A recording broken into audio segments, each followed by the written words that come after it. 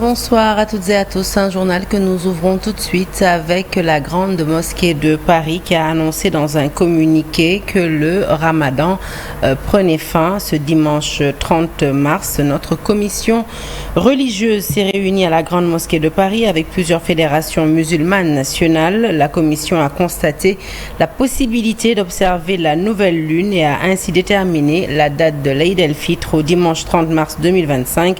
Est-il écrit dans le communiqué qui nous est parvenu à la rédaction. Parlons à présent de la Zakat el-Fitr, cette aumône à verser avant la prière de l'Eid el-Fitr, un timing crucial pour garantir que cette aumône soit donc versée aux bénéficiaires à temps, c'est-à-dire pour la célébration de l'Eid el-Fitr, une aumône fixée à 1000 francs CFA par tête selon l'imam de la grande mosquée des Almadies, Mohamed Ibn Cheikh Omar Niass, que nous écoutons. Il faut sortir 1000 francs par personne seulement. La zakatul fitr est recommandée par le prophète et devient alors une obligation pour tout musulman, que vous soyez riche ou pas. Toute personne à sa charge d'autres individus doit sortir Mourum Kor. D'après le prophète, la zakatul fitr permet d'exaucer les jeûnes pendant le ramadan. Actuellement, vous pouvez sortir par kilogramme de riz, mais sortir de l'argent est beaucoup mieux. Ceci doit appartenir aux pauvres, selon l'envoyé de Dieu. Le faire avant la prière est recommandé.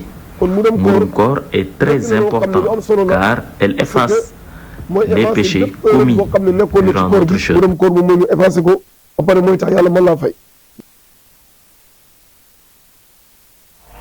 À quelques heures de la célébration de l'Eid el-Fitr à Tambacounda, le marché est bien approvisionné, mais la situation de crise économique dans laquelle est le pays semble inquiéter commerçants, mais aussi acheteurs.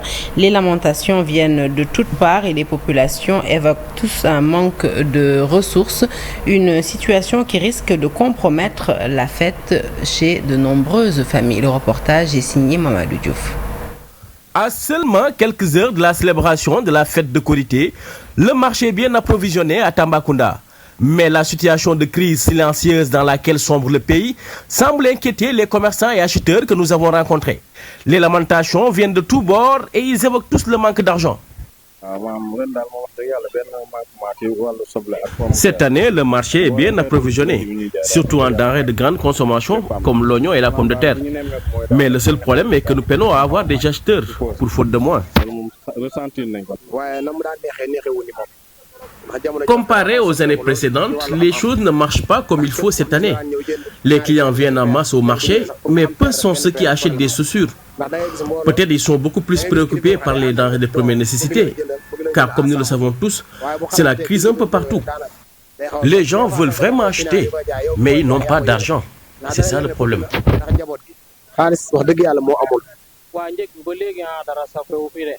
Il n'y a aucun changement sur les prix, aucune baisse n'est constatée. Au contraire, tout est cher dans le marché. Et c'est vraiment difficile pour nous, pères de famille.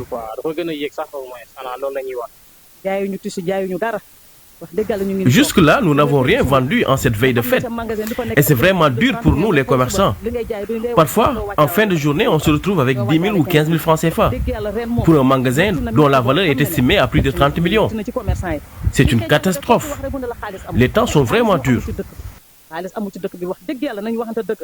Le même constat est fait chez les tailleurs, qui jusque-là n'enregistrent pas un grand rush dans les ateliers de couture à cause de la rareté des clients. Auparavant, on recevait beaucoup de commandes, que nous étions obligés parfois de passer la nuit dans les ateliers pour terminer à temps. Mais cette année, on descend même à 18 heures pour aller rompre le jeûne chez nous, parce que tout simplement, il n'y a pas beaucoup de commandes.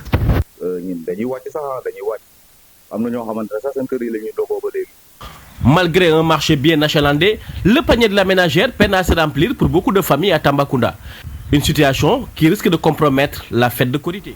Levée du corps de l'avocat maître Khoureyssi Ba, le barreau a rendu un vibrant hommage à ce dernier décédé ce mercredi en Turquie. Pour ses pairs, maître Khoureyssi Ba était un homme de conviction, de courage, qui a su mener des combats pour le triomphe de la justice. Une référence, il l'a été. Ce sont les phrases du Premier ministre Ousmane Sonko présent à sa levée du corps et qui rappellent l'engagement de l'avocat pour la réussite du projet PASTEF. Le reportage est signé Fatima Touré et Amadouba. L'hôpital principal a refusé du monde ce matin pour rendre un dernier hommage à un ténor du barreau, maître Khoureyssi Ba, arraché mercredi à notre affection.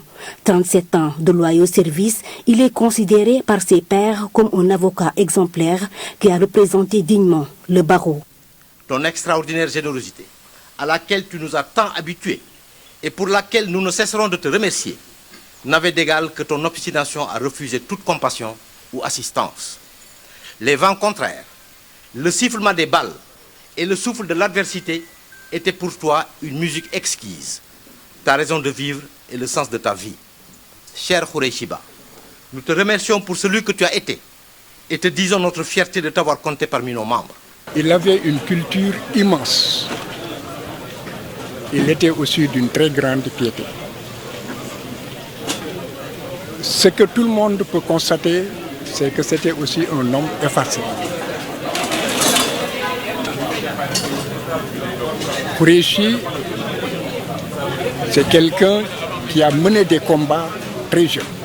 Le Premier ministre Ousmane Sonko se rappelle de son engagement pour la réussite du projet. Cheikh Khoureyssi Ba,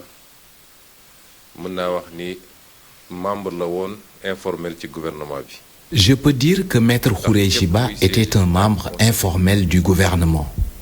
Personne ne méritait plus que lui d'être ministre dans le gouvernement au vu de son engagement et de ce qu'il a fait pour la réussite du projet. Je suis ici également au nom du parti PASTEF. Certes, Cheikh Khoureyssi Ba n'avait pas de carte de membre du parti, mais personne n'a fait plus que lui pour PASTEF. Je me rappelle parfois, dans les moments les plus difficiles, il avait l'habitude de se déplacer à pied jusqu'à mon domicile, rien que pour voir si tout se passait bien. Il était plus qu'un avocat pour moi.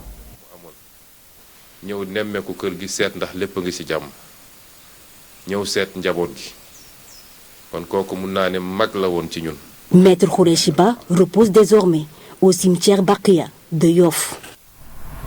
Paix éternelle à son âme. Parlons à présent de la première cité municipale de Pikine, dénommée cité Astou Ndiaye. Au total, 481 agents de Pikine et Keur Massar viennent de recevoir leur notification d'attribution de parcelles. Le maire Abdoulaye Timbo, qui a présidé la cérémonie, appelle les autorités étatiques et municipales à renforcer la politique d'habitat social au profit des populations. Nous l'écoutons au micro d'Abib Faye. De cotisations régulières, aujourd'hui sont parvenus à procéder à cette cérémonie de remise de notification à 481 personnes, correspondant à ce même nombre de parcelles au niveau de la coopérative des agents municipaux de Pikine et de Keur Massar. C'est une très grande satisfaction.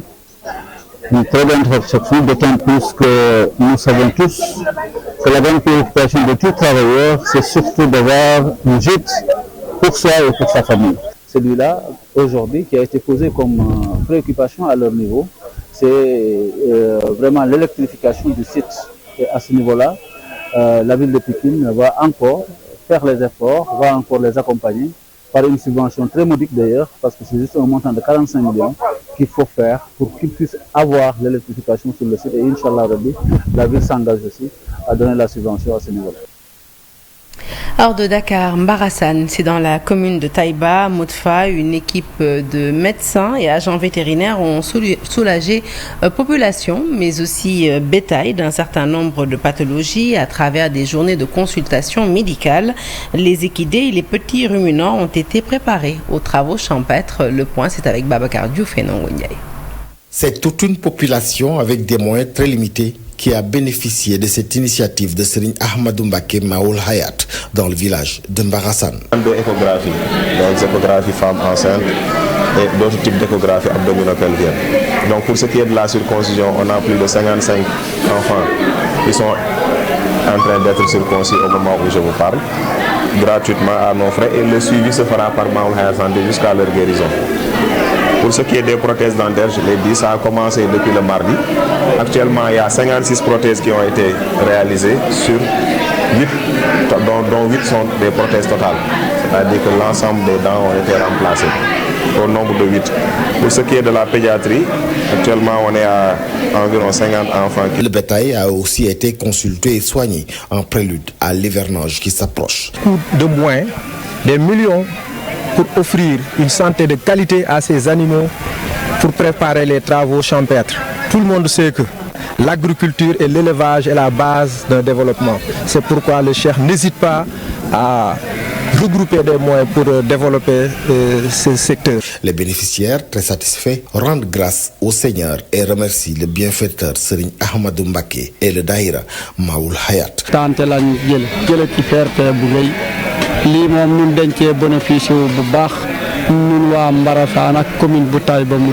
En plus de ces consultations gratuites, les populations ont eu droit à un copier ndogu.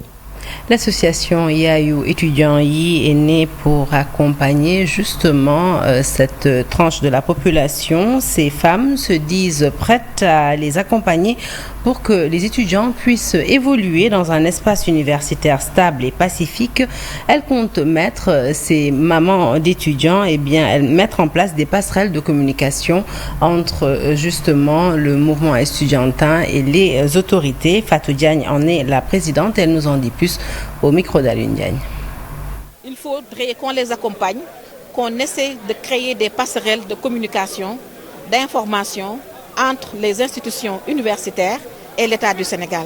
Donc nous voulons une organisation interface entre les organisations estudiantines, mais également l'État du Sénégal, pour pouvoir mener des dialogues féconds, pour pouvoir stabiliser, pacifier les espaces universitaires. On compte travailler d'abord en mettant en synergie l'ensemble des efforts.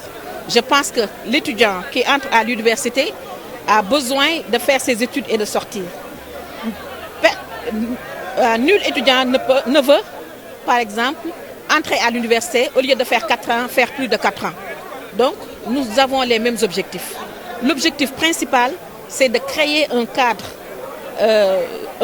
vraiment stable, pacifique, pour créer le dialogue, mais également donner la bonne information pour que l'ensemble des parties prenantes puissent être au même niveau d'information et puissent agir pour le bonheur de l'étudiant et l'épanouissement de l'étudiant au niveau des campus sociaux. La prochaine étape, ce sera les universités, l'ensemble des universités du Sénégal et d'ailleurs. Et donc on est parti à Thiès pour rendre visite à l'étudiant qui a été blessé. Et ils ont très bien accueilli ça. On a participé à un panel aussi sur la prise en charge psychosociale de l'étudiant. Un nouveau concept, il s'agit de Sanil Mofor Defar Mujeriñ la. C'est le nouveau concept des artistes plasticiens de Pikine. À travers la récupération d'ordures, ces artisans ont formé 30 enfants à recycler les déchets plastiques ramassés dans la rue. L'objectif, faire de ces enfants le levier d'alerte et d'action contre la prolifération des produits toxiques et chimiques. Le reportage est signé à Faye. Ils vont servir de relais. léegi kay moom amatul sànni ndax lépp boo ko defaraatee dina baax mën naa sax former ci li ma jot a xam sama yeneen rakk ak sama yeneen dëkkandoo. Nous devons conserver l'environnement, protéger aussi l'environnement parce qu'on ne doit plus verser des ordures ou bien dans la rue ou bien des déchets en plastique. On doit les récupérer, on doit les recycler et fabriquer d'autres objets pour bien protéger notre environnement. Clap de fin pour ces jeunes nouveaux ambassadeurs de l'environnement après leur confection. Je vous l'annonçais en titre, cette levée de la suspension de la couverture sécuritaire des combats de lutte le 18 février 2025 à la suite de manquements et d'événements regrettables survenus lors du combat de lutte entre Franc et Ama Baldé. Le ministre de l'Intérieur et de la Sécurité publique avait décidé de la suspension de la couverture sécuritaire des combats de lutte sur toute l'étendue du territoire national. Suite à cela, une série de concertations a été organisée entre acteurs du monde de la lutte, le ministère de la Jeunesse, des Sports et de la Culture et le ministère de l'Intérieur et de la Sécurité publique. À l'issue des discussions, un accord a été trouvé sur tous les points soulevés et les engagements fermes ont été pris par les acteurs impliqués quant au respect des recommandations édictées. Ainsi, le ministre de l'Intérieur et de la Sécurité publique a décidé de lever la suspension de la couverture sécuritaire des combats de lutte à compter du 1er avril 2025. Le ministère de l'Intérieur et de la Sécurité publique qui invite tous les acteurs à l'observation stricte des engagements pris. Voilà, un communiqué donc signé ce 29 mars par la division, par le ministre de l'Intérieur plutôt. Hors de chez nous, le département d'État américain a accordé ce 18 mars une dérogation exceptionnelle pour la reprise du projet Sénégal Power Compact sur demande du ministère de l'économie sénégalais. Ce projet d'ampleur lancé en 2021 pour 5 ans vient en soutien à l'objectif d'accès universel à l'électricité dans le pays avec une enveloppe totale de 600 millions de dollars, soit plus de 550 millions d'euros. On y trouve le développement d'un réseau haute tension autour de Dakar ou encore l'amélioration de l'accès à l'électricité en zone rurale. Plus de 12 millions de Sénégalais dans tout le pays sont touchés par ce projet qui était entré dans sa dernière phase en juillet 2024. Il avait été mis à l'arrêt début février brutalement par l'administration Trump, comme le reste des programmes d'aide humanitaire. Et toujours hors de chez nous, cette fois-ci pour parler du conflit israélo-palestinien, le Conseil des oulémas al-Bayt dénonce le massacre perpétré contre le peuple palestinien et condamne le silence de la communauté internationale. Plaidoyer formulé au cours d'une conférence publique sur la Palestine. Nous écoutons à ce propos Bakary Keba Ndiaye, géographe, membre du Conseil des oulémas al-Bayt. Il s'exprime au micro d'Abdoulaye Patéane. Le grand problème de la Palestine pour la communauté internationale, à mon humble avis, c'est le veto.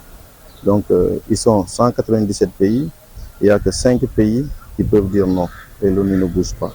Donc, tout le monde l'a vu, même si les 196 pays sont d'accord et les États-Unis tapent sur la table, ça ne bouge pas. Donc, peut-être que les choses vont évoluer avec la force de la sensibilisation. Quel que soit l'endroit, la justice doit primer sur l'injustice. Bon, si ma voix peut porter, peut-être appeler un peu au sens des responsabilités, notamment devant l'histoire. Le peuple américain et beaucoup d'officiels américains savent que ce qui se passe en Palestine, ce qui se passe à Gaza est loin de la justice. Donc, pour un monde de paix, de justice et de stabilité, donc les gens doivent revenir à de meilleurs sentiments. La Palestine, c'est une terre comme toutes les autres, à bien des égards. Donc, les Juifs, les musulmans, les chrétiens, ils vivaient en paix en Palestine dans l'Empire turc ottoman.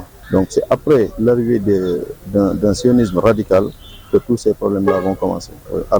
Quel que soit l'endroit dans ce monde-là, C'est la fin de ce journal. Merci de l'avoir suivi. L'actualité se poursuit sur toutes nos plateformes digitales un peu plus tard dans la soirée. Dernier QG de ce mois béni. Pape Cheikh Diallo et toute sa team reçoivent Sam Mboup ainsi que Oustas Pape Anne pour parler de la vie et de l'œuvre du prophète. Paix et salut sur lui.